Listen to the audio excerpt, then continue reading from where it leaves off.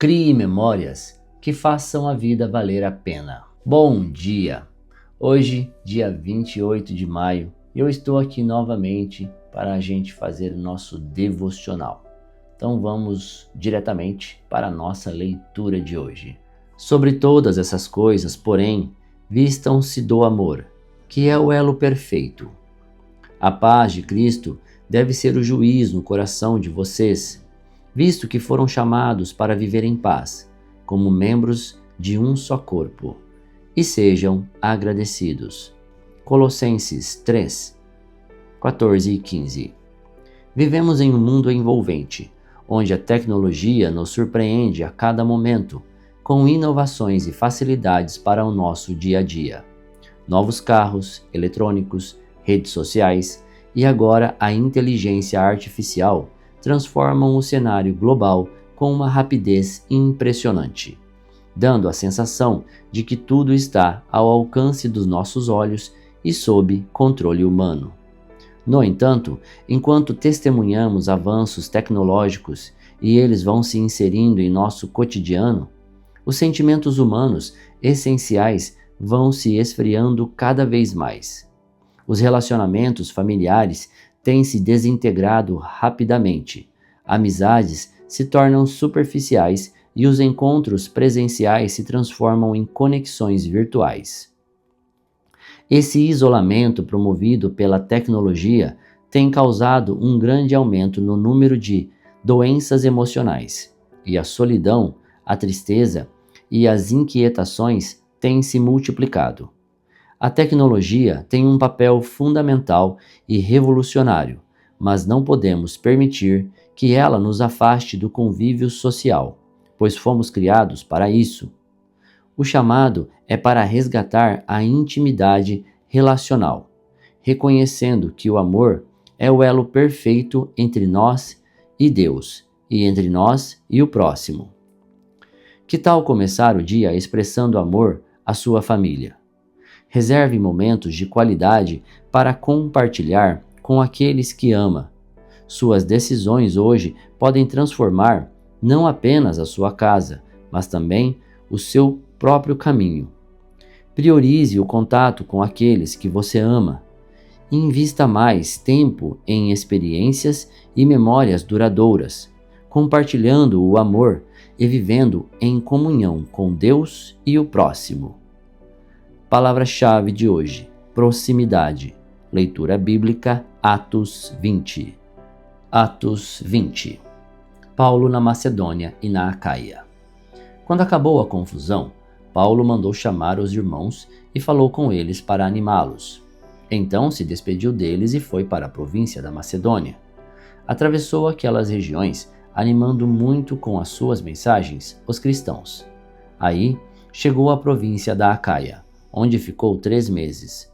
Quando já estava pronto para ir à província da Síria, soube que os judeus estavam fazendo planos contra ele. Então, resolveu voltar pela Macedônia.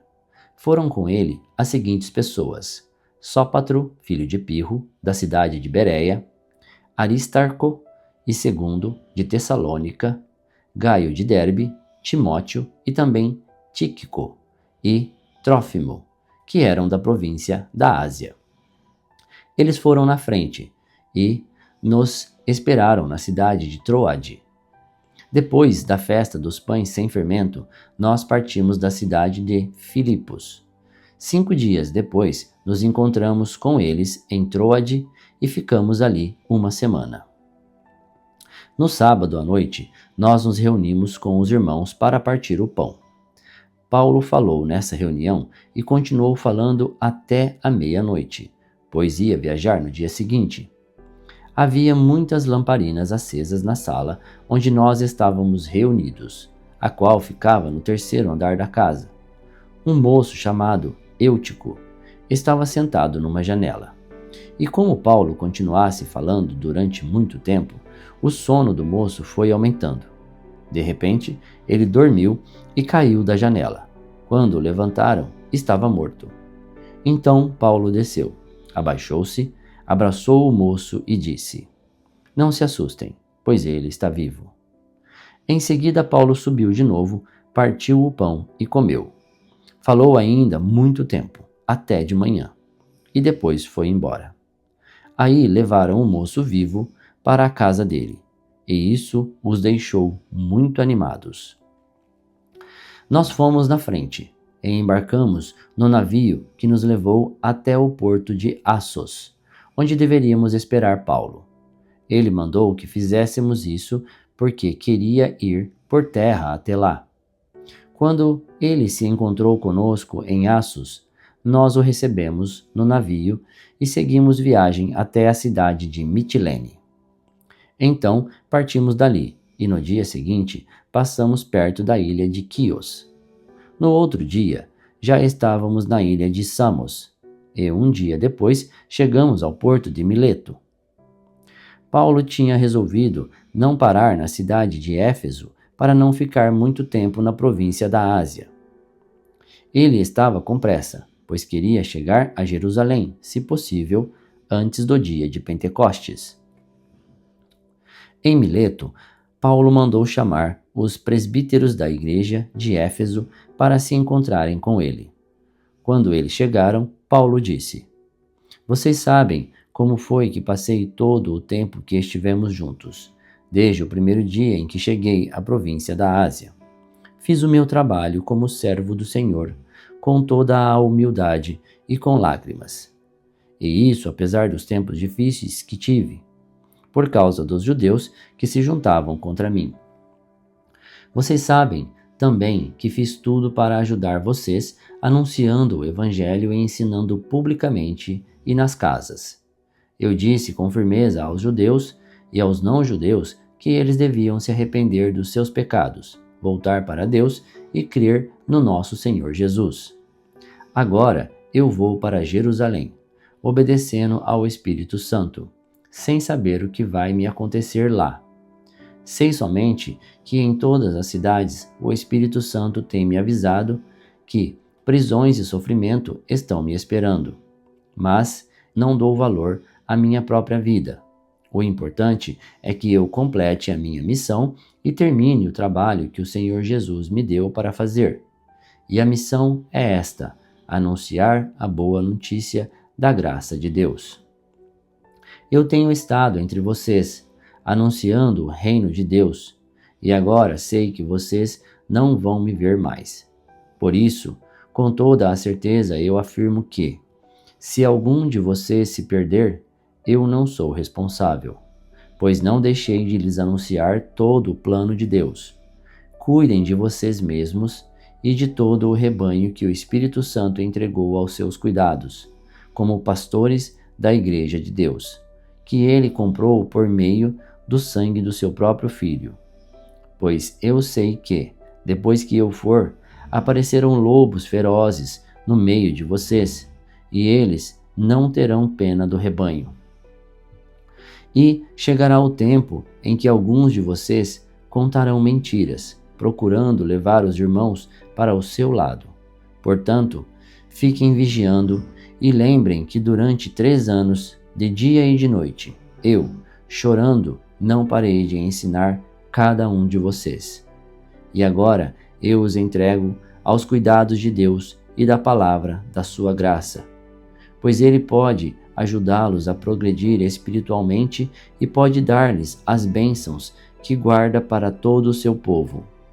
Não cobicei nem a prata, nem o ouro, nem as roupas de ninguém. Pelo contrário, vocês sabem que eu trabalhei com as minhas próprias mãos e consegui tudo o que eu e os meus companheiros de trabalho precisávamos.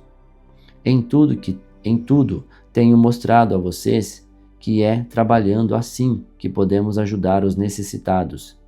Lembrem das palavras do Senhor Jesus: é mais feliz quem dá do que quem recebe.